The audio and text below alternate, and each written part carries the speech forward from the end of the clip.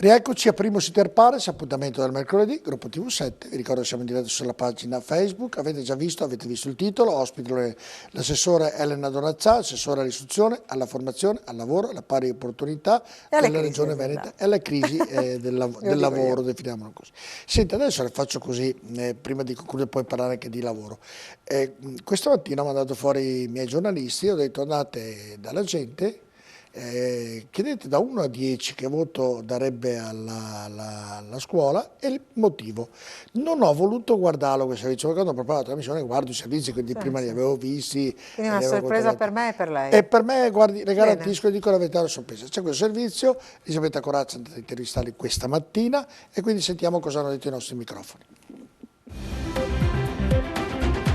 Beh, credo che sicuramente il voto non sarebbe troppo sufficiente sui particolari, forse è difficile esprimersi perché soprattutto in questi anni per quanto riguarda la formazione si è provato a mettere in atto dei progetti, ad esempio l'alternanza scuola-lavoro, che potenzialmente poteva aiutare molto gli studenti a vivere anche il mondo del lavoro e a integrarsi con esso. I problemi sono stati molti però, ad esempio lo sfruttamento, ad esempio il fatto che l'alternanza spesso costava agli studenti e questo va ad aggiungersi già a tutte quante le altre spese che uno studente deve sostenere. Innanzitutto gli insegnanti sono molto demotivati, basta vedere l'Europa, gli insegnanti cosa guadagnano in Europa e negli altri paesi rispetto all'Italia e questa è una cosa ben saputa insomma.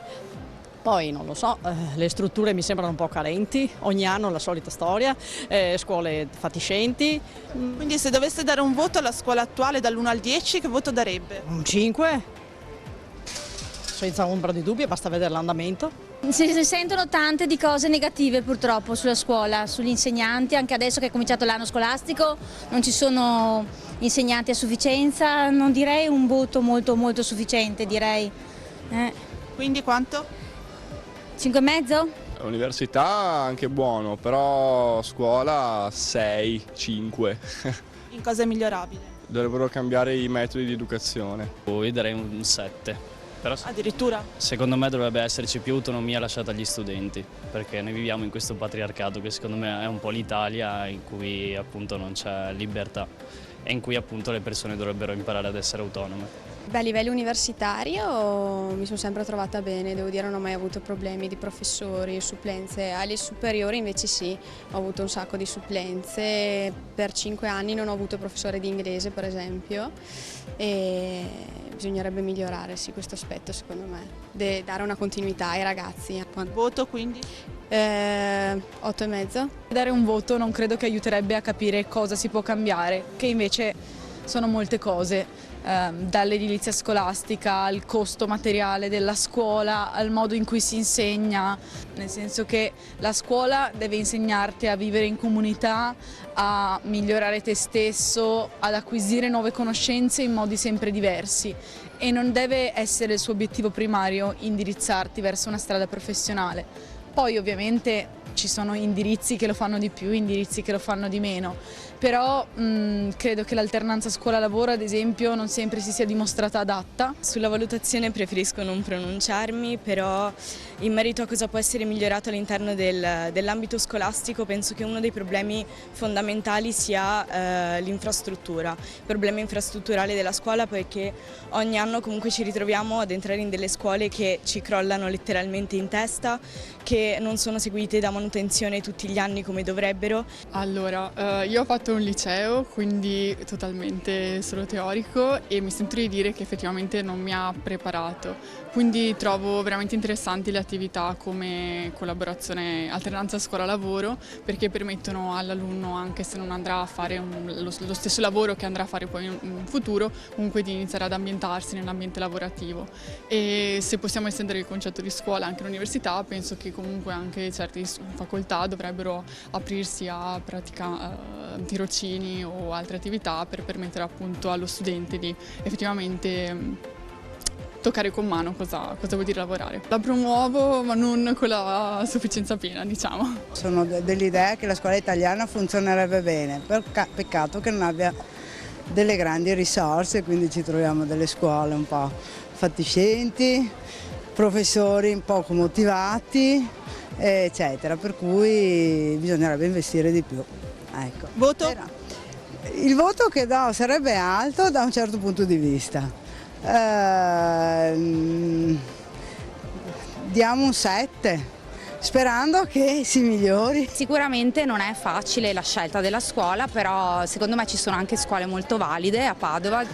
Ognuno, diciamo, ogni genitore deve un po' cercare quella che è, diciamo, la sua, un po' il suo ambiente, il suo luogo per poi diciamo, stare tranquillo, perché i bambini hanno bisogno di ambienti, di belli ambienti sicuri. La scuola deve fare gruppo, deve fare collante, deve educarli, fare da educatori. Secondo me abbiamo dei bravissimi educatori e spesso purtroppo gli insegnanti vengono un po'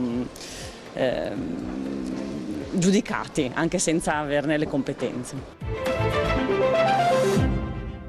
Uno spaccato molto variegato, visto? Molto variegato perché è esattamente così, cioè la fotografia precisa, poi vede, è difficile dare un voto perché dovremmo spacchettare come si fa in una pagella. Va bene perché è la percezione questa ed ne risulta un quadro su cui sottolineo posso due cose. La prima, l'alternanza scuola-lavoro, perché il governo precedente l'aveva, diciamo, molto ridotta, e invece io ritengo che abbia prodotto degli ottimi risultati. Peraltro un'analisi fatta dall'ufficio scolastico regionale del Veneto dice che i ragazzi che hanno fatto l'alternanza scuola-lavoro hanno migliorato significativamente la propria condotta, quindi vuol dire complessivamente la condotta è il comportamento che hai a scuola, e la conoscenza non solo nella specifica materia, cioè andare a fare l'alternanza scuola-lavoro, misurarsi con il lavoro, anche se era una mansione magari banale, però il rispetto dell'orario, il rispetto di un datore di lavoro. Sono d'accordo. Noi ne abbiamo avuto qui qualcuno e sono d'accordo con lei. La seconda è il termine educativo.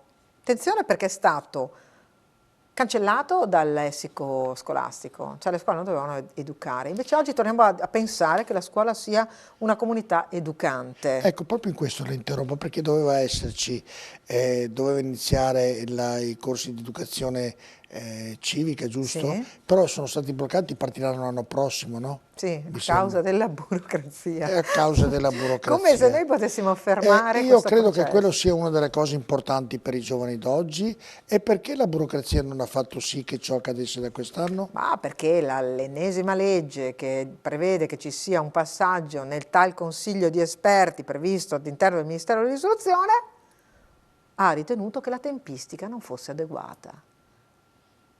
Lascio un sorriso a questa mia ultima considerazione. Certo, dunque partire dal prossimo. Poi l'altro tema che mi sono scritto è l'integrazione tra le varie nazionalità a scuola. Un po' oggi è cambiata l'etnia del popolo e quindi ovviamente ci sono a scuola. Ecco, cosa cambia qualcosa in questo oppure se domani un insegnante ha 4, 5, 6 ragazzi di nazionalità diversa? È già così. È già così. Come fa? Già così e io mi sono molto spesa su questo punto e anche lì con una certa con un certo aiuto da parte di chi opera in questo campo, e per me il campo è quello della integrazione. Integrare vuol dire inserire in un contesto, che è un contesto sociale, culturale, storico, anche religioso. Perché chi viene in Italia per una scelta di vita, di permanenza, di stabilità, deve conoscere il proprio contesto. E quindi anche quando parliamo della scuola, che è il primo luogo dell'integrazione strutturata, noi dobbiamo avere ben chiaro che integriamo in un contesto. Non è che è una babele di lingue e tutti possono fare qualsiasi cosa ed è un grande incontro tra identità diverse. No, no, io so che c'è la multietnia, non vuol dire multiculturalità. Ognuno poi permane con la propria cultura familiare, delle proprie tradizioni. Durante le feste comandate potrà mettersi l'abito della propria tradizione, ma se sei in Italia c'è il Natale, si sta a scuola a Natale perché è la nascita di Cristo.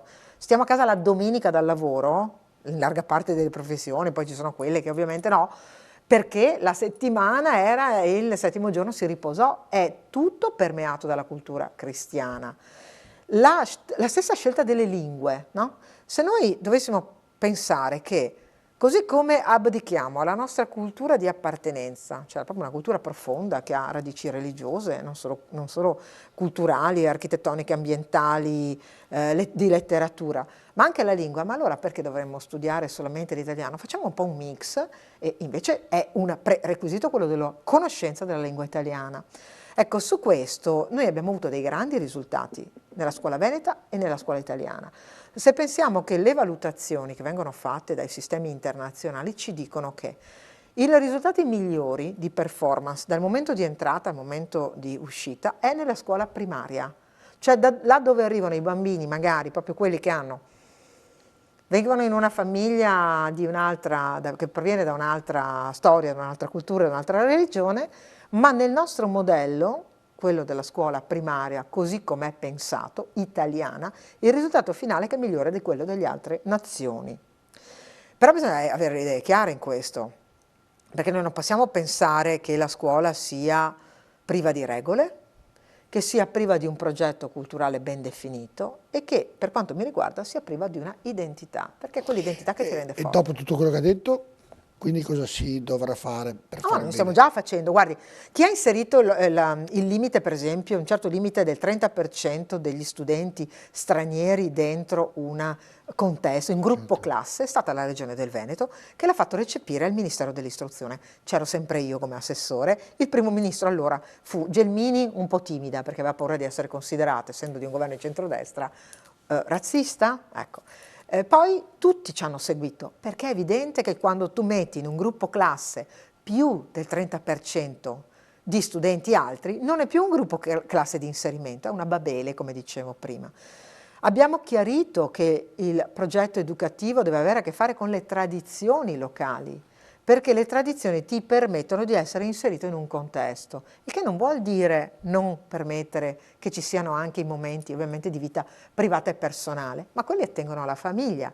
Se noi continuiamo a pensare che si possa convivere senza il rispetto di regole di convivenza, abbiamo sbagliato indirizzo. Certo. Senta, invece per quanto riguarda gli alunni disabili, ci sono pochi insegnanti di sostegno, è successo poco tempo fa in una scuola un canca, è inutile ricordarlo perché non è una cosa nemmeno carina, ecco, lì come siamo messi? Peggio che tempesta. Siamo messi male anche lì, quest'anno siamo messi male, forse peggio di qualsiasi altro anno, perché ne mancano all'appello oggi oltre 2200, con la provincia più penalizzata che è quella di Vicenza, oltre 500 insegnanti in meno per bambini certificati. Ora, un bambino che ha una disabilità ha anche molte aspettative quando entra in una scuola, che è quella di vivere una normalità. E se non permettiamo agli insegnanti, plurale, di poter provare a creare questo tipo di integrazione rispetto in questo caso ad un deficit di competenze, noi creiamo un disagio negli insegnanti, che infatti in queste ore stanno vivendo con difficoltà il fatto di non avere un collega insegnante di sostegno, e nella classe stessa e in quel bambino e in quella famiglia. Allora, io avrei cominciato nell'assegnare i posti dagli insegnanti di sostegno, perché sa che cosa sta succedendo? Che chiamano l'insegnante di sostegno da una graduatoria. Questo dice, no, aspetto, perché mancano ancora da inserire gli insegnanti di italiano, di matematica. L'aspettativa è quella di andare non a occuparsi del sostegno, e quindi si considera il sostegno l'ultimo delle aspettative per un insegnante.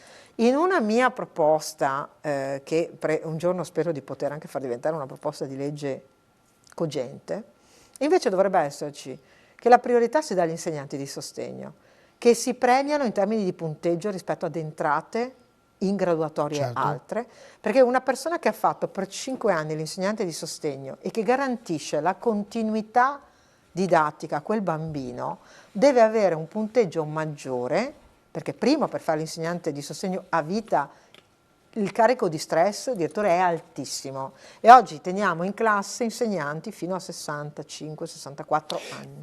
E quegli alunni lì cosa dovranno fare, visto che non ci sono insegnanti?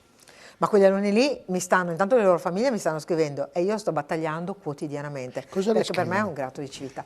Ma scrivono di storie anche strazianti, perché una mamma mi ha scritto, anzi no, un papà in questo caso, mi ha scritto: mio figlio ha una grave disabilità fisica e anche di linguaggio, ma è perfettamente lucido perché è stato un caso di afasia alla nascita, no? È stato un errore. Certo. Quindi è un bambino che capisce tutto, è intelligentissimo, fa fatica ad esprimersi e soprattutto ha tutti gli arti atrofizzati. Lui non aspettava, non vedeva dal giorno della chiusura a giugno di rientrare a scuola, perché lui c'è tutto, capisce, vuole vedere i suoi coetanei girare, vuole ascoltare le lezioni. E gli hanno detto che non riescono a gestirlo, perché non riescono a portarlo in bagno, perché non riescono ad accompagnarlo in classe, perché questo bambino ha bisogno di essere accompagnato. Certo. Questo papà mi dice, prego, l'anno scorso è stato, mi è stato dato un insegnante di sostegno che non aveva l'abilitazione, che era un giovane appena arrivato, è stato bravissimo. Come si fa a riaverlo? Ecco, lei capisce che un preside non può nemmeno scegliersi l'insegnante. Brava, cosa gli ha risposto lei? Ho risposto quello che posso rispondere, e Mi cioè dica. l'ho chiamato al telefono, gli ho detto quanto sto facendo, quanto io ritengo sia sbagliato questo sistema e che avrei riportato la questione alla scuola. E adesso il bambino dov'è? E questo è a scuola e gli è stato dato l'insegnante. Quindi abbiamo risolto in parte il problema? In parte però perché è stato chiesto una supplenza temporanea e... Non c'è. E ce ne sono molti di questi casi? Sì. È una bella gatta da pelare lei a Donazzà. Senta, prima della pubblicità, poi parleremo anche di lavoro. È d'accordo con il numero chiuso all'università lei?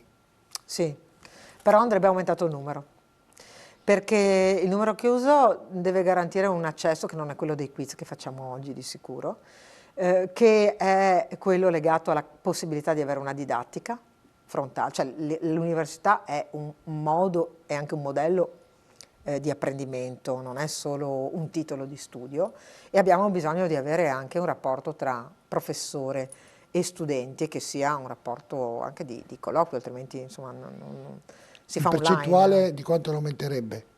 Questo dipende dal fabbisogno occupazionale. Cioè, se abbiamo questa carenza di medici, è stata sbagliata la programmazione e quel numero chiuso è stato decisamente inferiore. E chi l'ha sbagliata? Chi fa la programmazione? E chi è? Lo Stato. È sempre, cioè, capisce perché? C'è lo Stato, ma ci sarà un uomo lo Stato che è il ministro No, perché i ministri, dell'istruzione? tornando a lei, io avrei voglia di avere ministri che durino 20 anni per capire di chi è la responsabilità. Perché qua uno decide, viene cambiato 3 anni dopo, 2 anni dopo, 1 anno dopo. E la responsabilità di chi è? Di chi riceve la decisione già fatta? Non così. Così è deresponsabilizzante. Guardi che sul tema della responsabilità lei mi troverà sempre molto puntuale. Bene, non mi ha convinto in questa parte, perché sono d'accordo che lei è puntuale, però io credo che ci siano anche i responsabili.